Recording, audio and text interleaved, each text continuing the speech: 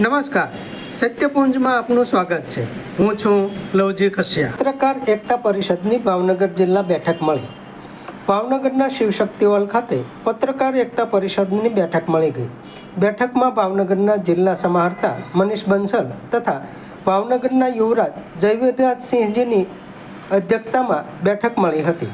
પત્રકાર એકતા પરિષદના ગુજરાત પ્રમુખની ઉપસ્થિતિમાં જિલ્લા પ્રમુખ મિલનભાઈ કુવડિયાની જહેમતથી બેઠક ખૂબ જ સફળ રહી હતી તથા પત્રકારોના પ્રશ્નોની છણાવટ થઈ હતી.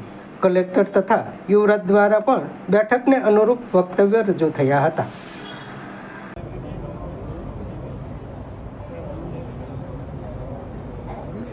આપણી તાલીઓનો ગડગડાટ એ આજના આ કાર્યક્રમમાં નવી ચેતનાનો સંચાર.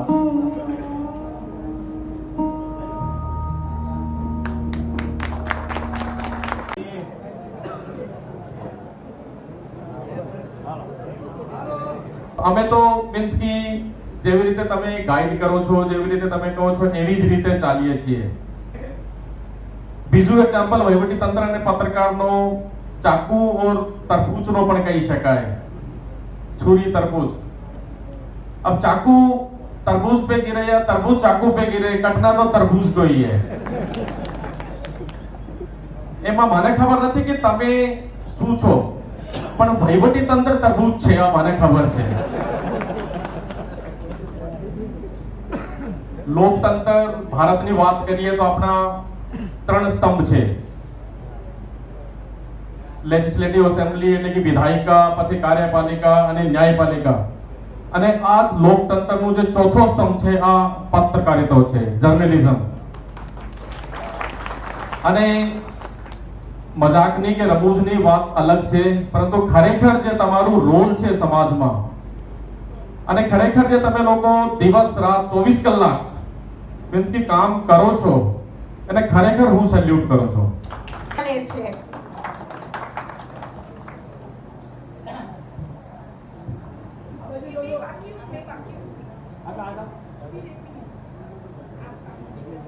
એક નમ્ર વિનંતી છે કે આવનારા યુવાન પત્રકારોને કોઈ પ્રકારની એવી ટ્રેનિંગ આપો જેને લઈને સાથી નગરજનોને જાગૃત કરી શકે છે કે કોઈ પણ સમાચાર વાંચો એની પહેલા 21મી સદીમાં બહુ જરૂરી થઈ ગયું છે કે ફેક્ટ ચેક કરવું પડે છે. કેવા સમાચાર ખોટા હોય અને કેવા સમાચાર સત્ય હોય. આપણે અન્ય વાર છેલ્લા 10 વર્ષમાં જોયું છે કે ઘણા ખોટા સમાચારને લઈને એક વિસ્તારમાં અથવા એક પ્રદેશમાં એક મોટી સંખ્યામાં લોકો ભાવુક થઈને આવી જાય અને કોઈ બીજા વ્યક્તિ અથવા બીજા કોઈ સમાજ પ્રતિ એક એવા કાર્ય અથવા એવા કામ કરવામાં આવે છે કે મારા દેશને શોભા ન આપે. તો ખાસ કરીને જવાબદાર અને જાગૃત પત્રકાર બનો, એ જ મારી નમ્ર અપીલ છે. શીખવી જાય છે. પુષ્પનો હાર સાથે મોમેન્ટો, સમગ્ર આયોજન કમિટી શ્રી લાભુભાઈ કાથોડિયાજી, ગુજરાત રાજ્ય પ્રદેશ અધ્યક્ષના વરદ હસ્તે. સત્તા પાસેથી મેળવવું હોય તો સત્તા અને પ્રજા વચ્ચેની કડી તો આપણે છીએ, પત્રકાર છીએ. શાસકોના કાર્યક્રમો પ્રજા સુધી લઈ જવાનું કામ આપણે કરીએ છીએ. પ્રજાના પ્રશ્નો શાસકો સુધી કે તંત્ર સુધી પહોંચાડવાનું કામ આપણે કરીએ છીએ. બંનેની કડી છે. આપણે આંદોલન ન કરવાની સરકાર સામે, આપણે માગણી મૂકવાની હોય, બેસીને ચર્ચા કરવાની હોય, ટેબલ ટોક કરીને આપણા પ્રશ્નો ઉકેલવાના હોય.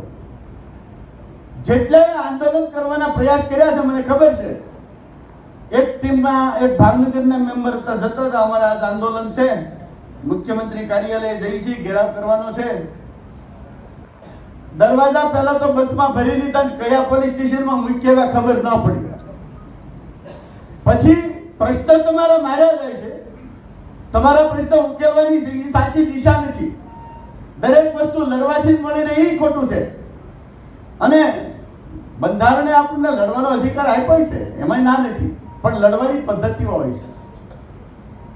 અભણ માણસો ટોળું કરીને લડે, હલ્લાબોલ કરે, ગોળીબાર થાય, 5 મરે, એને રાજનીતિ કહેવાય, એ લડત ન કહેવાય. પણ બુદ્ધિપૂર્વકની લડાઈ લડે, આપણી માંગણી યોગ્ય પ્લેટફોર્મમાં રજૂ કરવી, 2-5 જણાને ભલામણ કરીને એની બેઠક કરવી, ચર્ચા કરવી ને એમાંથી કેટલું ઉકલે છે એના રસ્તા કાઢવા, આ લડાઈ લોકશાહીની સાચી લડત છે. સમાજ માટે, સત્ય માટે, સત્યપૂર્ણ સમાચાર પ્રસારણ આપના મોબાઈલ પર તરત જ લાઈક કરો, શેર કરો અને સબસ્ક્રાઇબ પણ કરો. અને હા, ઘંટડી વગાડવાનું ન ભૂલશો. આભાર. સમાજ માટે સત્ય સાથે સત્યપૂર્ણ અહેવાલ, સમાચાર તથા જાહેરાત પ્રસારિત કરવા સંપર્ક સાધો. સત્યપુંજ સમાચાર પ્રસારણ, લબ્ધિ કોમ્પ્લેક્સ, તાલુકા પંચાયત સામે, સિહોર.